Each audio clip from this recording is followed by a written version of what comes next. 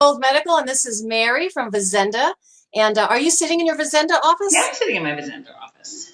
Oh, very exciting.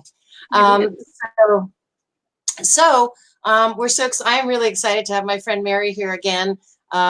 This is our site, Gold Medical, where healthcare workers and healthcare employers can meet up.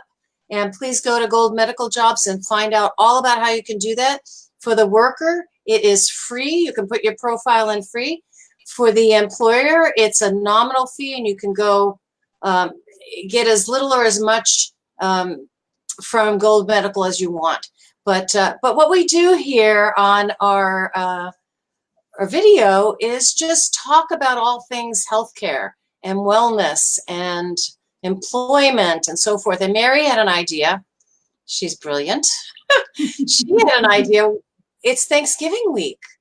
And what does gratitude mean? What does it mean to the individual in the workplace, to the employer, and so forth? So that's what we thought we'd talk about. So, Maya. Okay. Well, there is lots of research for those of us who are rural clinicians. We like our research that actually shows that if you live a life of gratitude, you actually end up getting more. A lot of times people think that they want more, but if they are grateful for what they have, it actually attracts more to you. If you believe in, energy attracts energy, which I do. And a lot of times when we're in the healthcare environment, we're taking care of others. It's really hard because sometimes we feel like we're not being taken care of ourselves. But if we can just switch our lens just a tiny bit and be grateful to be able to give the gift of helping somebody who isn't well. We all know that healthcare isn't for everyone, and nursing clearly isn't for everyone. So if you are in that role, be grateful that you have that skill set and that intention to help others. Because a lot of times it's hard to be grateful if you have a lot of stuff going on in your life, but you do have your life. So if you start at just square one, as my husband Don says every morning when I say, "Good morning, darling, how are you?" He says, "I woke up again." Yeah, Um, that's you what know, he said. start at a baseline, okay? Yeah. So I'm not, that's interesting that you brought up your husband, because when we've spent time together, which I love, I always say good morning. How did you sleep, or how are you? And he goes, I don't think he grew up with that. I don't think anybody asked him that, because he's like, oh yeah, Mary asked me that too. Like it's an, and yeah, bless his heart, he does say that. I woke up again. and just one of the things that you brought up that is a reminder for everybody listening is, sleep is such an important thing for us. Oh yes. And quality of sleep is really important too. And what happens around the holidays, we're so busy running from one place to another, and we're stressed, and we've got our, that wonderful mind chatterbox that goes all night long. When you're trying to Yeah. that if you're not getting good sleep, it does impact your health. So, and it's funny because to me, it's important to say I had a great night's sleep. And you actually, there is lots of research again that shows that you do perform better and you feel happier if you get a good night's sleep. So, I personally am grateful that I did get a good night's sleep last night. Me too. We spoke last week and I didn't. And my whole day was off. I was just off. I missed phone calls. I just was off the whole day. Yeah. Yeah. And so many people think that they can live with 5 hours sleep. You can for a night or so, but Yeah. if you do it repetitively, there's a lot of bodily functions with, and again, I don't know how many nurses or clinicians are on here, but, it's been shown that, people, less than 1% of the population can survive with less than 7 hours of sleep on a regular basis. Mm-hmm. And there have been a few people like Ronald Reagan and Margaret Thatcher who used to wear the badge of, I don't need more than 5 hours sleep a night, or I don't need more than 4 hours sleep a night. And both of them actually ended up with early Alzheimer's. Did Margaret Thatcher have Alzheimer's? Sorry? I didn't know that about Margaret Thatcher. Yeah. And part of it is there are so many bodily functions that happen when you sleep. And again, in nursing school, when you and I went to nursing school back in the day of the flood, they just said, you need to sleep. And we all know hospitals is not a place people sleep. The two things you need, nutrition and sleep in hospitals, are two of the things that lack the most. Yeah. But you know, when you think that we spend 30% of our lives sleeping, Right. um, you know, there is a more attention being brought to sleep now than there used to be. But I think that, you know, particularly at this point in time, if you're not getting enough sleep, make sure you're trying to do something to get some rest, and then be grateful for that rest. Again, it's we're fortunate in our lives to be busy. And I know Hmm. people are like, I don't want to be busy. I don't want, you know, but you know, for those of you who take care of people who have spinal cord injuries and people who are not able to move around, they would give anything to be busy. So Yeah. it's just another thing to be grateful for. True. True. True. True. You know, actually, I belong to a university medical center. That's my provider, and they talk about it as sleep hygiene. Oh, And yeah, yeah. And so there's three S's in sleep in the bedroom, and that is it is for sleep, um, sickness. S, the first is sleep, second is sickness, and the third is sex. But so many of us do so many other things. I mean, I can't tell you how many times it's just my husband and I, we take a food tray in there, we stream for a couple of hours a favorite show. And so, so the bedroom has become actually a family room for us. And maybe that isn't conducive. I mean, generally we are pretty good sleepers, but I know I had that day last week that I didn't sleep well. So, so that's interesting. So they talk about sleep hygiene, and yeah, and the other thing is 7 hours minimum. But as an individual, some people might need 9. Some people oh, might need 7.5. Some, you know, and so forth. So know thyself. right? Yeah. So let's get back to gratitude. Okay. So we could go individual, and then we could go back to the workplace and the employer. So I think focus on literally naming for yourself a person you're grateful, a thing you're grateful for, a place you're grateful for, a memory you're grateful for. I mean, you could divide it up into like all those pieces of your life. So I know, thinking about my nephew who goes like out of state to remote places to hunt and fish. He is really grateful for that. He actually needs that piece in his life to go back to his, you know, father life, his son life, his brother life, his work life. He has to have a couple of times a year these real major breaks, complete change in scenery, and doesn't appeal to me, you know. I Mhm. just saw in the news about these like gigantic marlins that were caught. And once I was visiting Florida, I was by a dock, a harbor, and they were bringing in a live marlin. They had, you know, caught it. It was pitiful to me. That is a huge, beautiful sea creature, and I couldn't stand it, seeing it take its last breaths. It was horrible. But to the sports fishermen, it's a delight. It's something they need and want in their life. Um, so, um, so you know, can you focus on, you're in the wellness business, and people come to you with glitches, with pains, with distress, and so forth.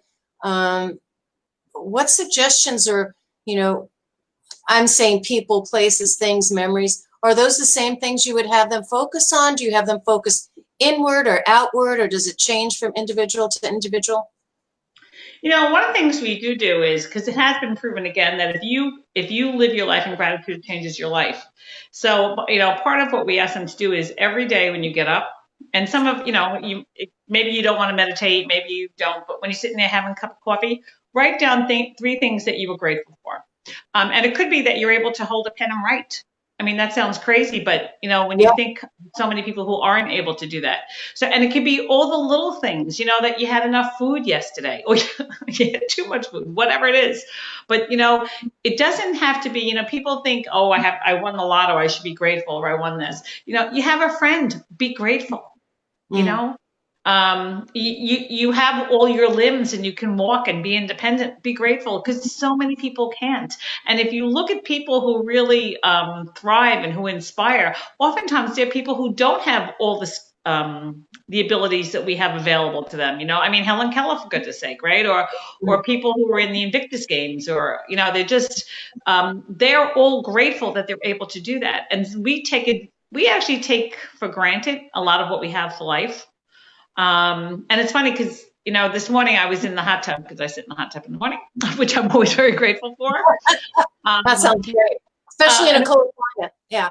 Right. And it was a beautiful sunrise, and I'm just sitting there and my heart was so full of thanks that, oh, I have this wonderful sunrise that's here to greet me and while I sit in this hot tub, and I'm blessed, and I know I'm blessed. But, it just really, you can start your day. Hot water. Do you know how many people don't have hot water? I mean, I remember years ago, I took the kids to Costa Rica. Flushing commodes. I know, right? So you can always find something to be grateful for. And then you'll always have the bah humbug. I don't really need to be grateful for. Well, you can think, can't you? Yeah. So there's so many things to be grateful for, and they're all individual. I'm very grateful because we have our family and our friends, and we have such good friends, and we travel, all that stuff. But a lot of people don't have that. But I say let's start with try to be grateful for your health, because if you have that, everything else is possible. It's true. I love that. And you're looking at all these people that you take care of. And one of the things I've read recently, and it's a little bit off-tangent, but there are people whose family help care for them. I mean, we all know how healthcare is now, right? There isn't enough time for people. So it's really a lot of those informal caregivers that are really helping them. Be grateful that they're there, I know you, Mary, have helped so many people voluntarily, family members, extended family members, neighbors, and that probably would have had a different their mortality wouldn't have been what you know what I mean.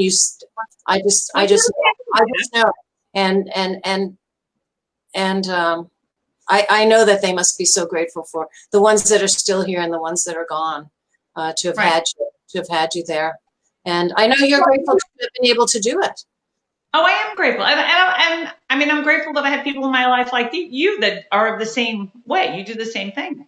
And so often people who go in healthcare, that's why you went to help other people. Nobody went in this for the money or the working conditions. Well, I think when we were younger, Mary, like you said, back in the age of the flood, we didn't really get a lot of career counseling and so forth. So we knew the life we knew. We knew doctors and nurses and teachers and, Indian chiefs and so forth. So there were only so many ideas, and we gravitated toward what appealed to us. Our parents weren't professionals, right? For many years, my mother was a homemaker, and then when she finally left my father, she was a postal worker and a telephone operator, and it was very difficult for her because she was dyslexic. She's a naturalized citizen with a kind of a dyslexia, and she was a cheerful person. God, my mother's cup was my mother is her cup is usually half full, not half empty. And so my brothers and my sister, we grew up with that, and we grew up with each other, and that's another good fortune too, because I know one of my brothers often will say that, how did we were all entrepreneurs, we all did fairly well, but we came from very little, and he said, why? And I said, I think because we had each other, because we knew we were loved. We weren't kissed and hugged a lot. That was not my mother's generation at all. But yeah. Well, part of it is so true that so many people succeed who started with nothing. And it really is, it's you. It's, the biggest obstacle to anything is yourself. It really is. Yeah. We are our own worst enemies. And if you look at people like, I'm trying to help my sister-in-law who's got the spinal cord injury. She should make a full recovery if she can let her do that. Because it's so easy to go that slippery slope. It's so easy to say to yourself, well, I don't have enough, or my husband sucks, or I don't have any money, and all I do is work. I mean, trust me, I was Yeah. there, single mother, 4 kids. Hello, Yeah. got it. However, if you could just take a moment or two when you're writing, having that cup of coffee, you're running in the car, and just even say aloud 3 things you're grateful for, that tiny little change of lens will be helpful to you. And you Yeah. know what? I can promise you this: it can't hurt. All right, right. It Mary, can't. can you talk about when you were just talking about your wonderful sister-in-law, and I know her well, and she really has had tough stuff. Um, um, can you talk about as part of your wellness program and things that you offer? Like most of us just know we go to the doctor when we're sick, we go for an annual physical, and that's considered health and wellness. But your perspective of wellness is different. And I'm thinking, isn't one giant piece of what you offer coaching? Oh You know, yeah, yeah. It coaching is. Well, and individual coaching. Yeah. yeah. Well, anybody who works in healthcare knows we are not a society that takes care of people being well. We are a society to take care of people who are sick. And Yeah. thank God we have, right? Thank God we have that ability. But Yeah. all of the trends, if you look at it, and anybody's in it, the diabetes, the obesity, the heart disease, all the trends are going up. With all the things we're doing, they're all going up because it goes back to it's all about you. And so coaching really does help the person individually to tap into their own motivation because it's customized. It's not the same. Lots of companies have wellness programs, and they're not cookie cutter, but they are, because they're Mm. trying to fit all these people into one program. But everybody isn't all these people. And like here's one of the goals that I'm putting on my Facebook today. This holiday season, just don't gain any weight. That's all. Okay. Just don't weigh yourself today, weigh yourself every week, and just stay the same weight. You don't have to lose weight. You don't have to say, oh, but we do so much random eating. If we could just do planful eating and mindful eating, like, when you go to the cocktail party or the holiday party, don't stand next to the dessert table or the food. Get your food and go. Because if you stand there, then you're like, oh, that cookie's calling me over there. I can see it. And I know because I'm a cookie girl. Um, if you really try to do the mindful, it's like eating defensively, right? Playing your fields. We all love having good stuff at the holidays, right? That's when we have the lasagna, whatever we have, the sweets, the cookies, whatever, and they feel good. But if you can just say to yourself, you know what, I'm going to weigh the same I weigh today on January 2nd, and you just say that every morning when you get up, you will eat less. And that's like a stupid little coaching thing, but it will work. Okay, I like that. I like that. Okay, so we're okay. We're okay on time. I don't know. How are you? You got another 10 minutes? Sure. Okay, so let's focus in on our employers who may be short-staffed, maybe, whether they're a big concern or a smaller concern. Small company may be just down one. That's going to affect them because they don't have a backup, a per diem staff, or the hospital. They may be down a couple of, dozen people got the flu, whatever. So what can they be grateful for, and what would you coach them? Because I know I've been a business person a long time, and I know every time, and I haven't always been a business person alone, I've been in partnerships. Every time we hired out of desperation or, with not thoughtfully, it comes back at you. So I would say I'd rather run short. I'd rather, pay people overtime and find the right person, because I loved growing my business with staff that stayed with me for years and years. So for me personally, I'm not saying that temporary staff is great. That is a fix, a temporary fix, while you find that right match. And actually, even in those temporary hires, you might find somebody that'll bring. But what would you say to the employer that's in a crunch, that's short-staffed and kind of at their wits' end and getting pretty stressed out? Take a breath. Mm. Why are you staffed? Is it, and you have to diagnose the problem. It's great. Clinicians and employees oftentimes are really good at diagnosing a disease. And so you have the skill set on how to diagnose the problems. Why are you short-staffed? Are you short-staffed because you didn't plan correctly and you grew too fast? Are you short-staffed because you're not a good boss and people leave you as soon as they get another job because you don't pay well or you're not nice? Are you short staffed because the entire office got the flu? Yeah. I would step back and look at that first. If it's a temporary issue, let's say you have a couple of people who are sick, I would sit down with the current staff that are there and start with thanking them for coming in and working hard and understanding that it's really hard on them. And maybe you provide lunch, or maybe you make sure you do a little hygiene in service if everyone's out for the flu, right? Something's going on. You look at what the problem is and try to attack it from that, because eventually if they're sick, they'll come back. So it's not a long-term issue. Mm. If it's because you can't keep staff and you're not a good boss, then you might want to rethink that. Why aren't you a good boss? What can you do? Is there somebody you could have help manage the staff? Or is there somebody who's managing the staff who isn't a good boss? Why aren't you keeping staff? Most people want to go to work and like what they do and make good salary. They do. They're not looking to jump from place to place. Mary, have you coached business owners? Oh, yeah. Well, I was a professional coach before I became a wellness coach. Okay, great. People are willing to make better behavior change for money than they are for their own health. As scary as that is the truth. Yeah. Would you just give us a way to contact Vizenda? Because if some of our clients that are employers that are struggling, they could have access to you, even though you're on the East Coast, through things like this. Yeah. One of the things I did at Vizenda, in my previous job at Northwell, is we created our own internal temp agency for this very purpose, for large organizations. And I'm actually I'm consulting here, helping other companies do that as well, because then you're using your own staff. There's lots of benefits to that. But all right, so my best way to get me is my phone, 845-545-5132. And then you could always send me an email at Mary@Vizenda, V like a Victor, A-Z-E-N, Zen, and DAH.com. Oh, I didn't really think about that, Zen.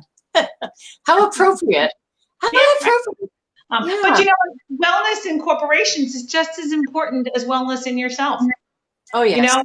The companies, I'm becoming like a podcast person. I'm finding that as I get older, I'm just learning all this stuff and I'm loving it. Not really savvy in it, but I'm getting there.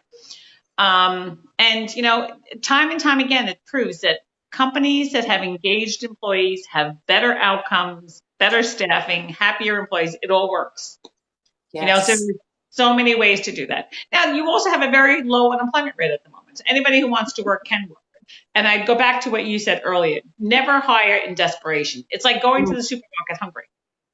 Yeah. You don't ever want to do that, right? You want to understand what it is you want in a person and then interview for that. And you have givers and takers, right? So you have people who present like they're givers, but they're really takers. So I just learned this recently. It's a great interview question. If you're looking to have people come on board who are givers, because the giver is going to help other members of the team, and then the team helps each other, and then it all just works.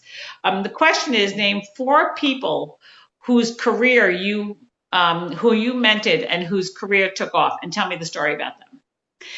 The people who are takers will always tell you about the people who are in high-level jobs, CEO, COO, whatever, because it makes them look good. The people who are givers are going to tell you about their colleague, the administrative assistant, a respiratory therapist, or something like that. So. Oh, interesting. Interesting. I was just thinking back on the staff over the years that we had and so forth, and some of the real positive success stories with them, and they can change. They can change from a giver to a taker. Their life experience can change. I know one individual was just very young. I mean, I remember she got pregnant and was days, she took her maternity leave. She was days before delivering. And she worked in an office that was out of town, because I had a couple of offices going at one time. And I visited the office, and in she comes and sits down at the desk and starts calling people. I'm like, well, what are you doing here, And she's like, well, I had, and she loved her job, and she was just wonderful, and everybody loved her, and she was such a giver. And then our company, got sold, and this, and she shifted, things in her life shifted, and her employee status shifted. It really was tragic.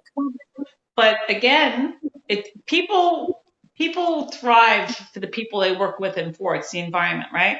So, when I left my last job, I would say that probably 90% of the staff left because Oh my they performed and liked working in that environment. If you change the leader, the environment changes, and then people are going to respond. Now, there'll be people who work for any kind of leader, you know. God. But I was a very inclusive, upbeat. You remember I'm crazy, right? I'm going, let's have a musical today, whatever. No, we were fun. We had fun, and we worked our asses off. But Yeah. excuse my language, but we had fun, right? But people who respond to that are not going to respond to, perfectionists or rigidity or Dictators. criticism, right? Yeah. So All you have talk, to, no action, stuff like that. Yeah. right. Yeah. So that's how people change from being a give or take, because the people, it's just when the dynamics change around them, then they're not in their comfort zone, and that's not how they want to perform. Mm-hmm. So again, if you're short of staff, look at why. Diagnose your own problem or ask one of your staff why. They'll tell you. Okay. So now let's shift to the employee, and they're tired and they're overworked, and they work last Thanksgiving and they're working this Thanksgiving. They're working the whole weekend maybe. And what can we offer them to be grateful for? Probably not that they're in the patient's bed, that they're on the other side of the bed rail, as I used to say. Well, they have a job. Yeah. One of the things you can do is, Thanksgiving is just a day. Make another day. We go to Colorado the weekend after Thanksgiving every year to see my husband's daughter and my grandson, who's just too cute. And we have what's called Christgiving. It's our holiday. Yeah. We've already so if this week is crazy with Thanksgiving, and your family with working, just say, listen, we're going to do Thanksgiving next week. That's fantastic. I actually have friends, we're all getting into that grandparent mode. Mm-hmm. And because they have adult children, maybe 2, maybe 3, maybe have children, don't have children, have boyfriends, don't have girlfriends, whatever, they do Thanksgiving the Sunday before Thanksgiving. That's their tradition.